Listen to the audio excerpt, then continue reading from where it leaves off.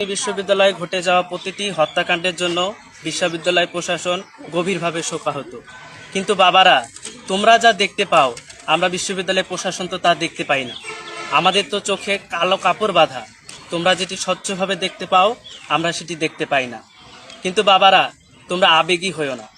ওয়ালিউল্লাহ মোকাদ্দাস গুম হয়ে যাওয়ার মাত্র 14 বছর হয়েছে।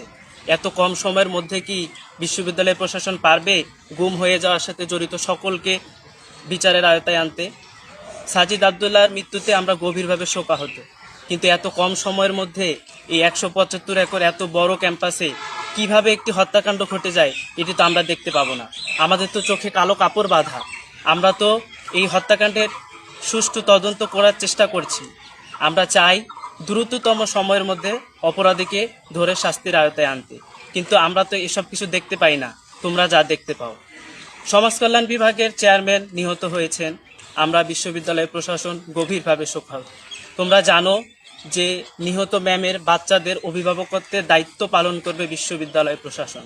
আমরা সর্বদা চেষ্টা করছি শিক্ষার্থীদের জন্য নিরাপদ ক্যাম্পাস নিশ্চিত করতে।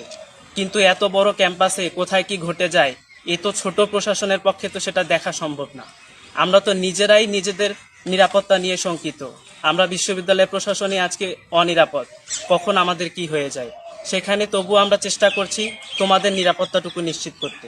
আমরা চাই প্রতিটি খুনির বিচার করতে, কিন্তু এটি সময় সাপেক্ষ ব্যাপার।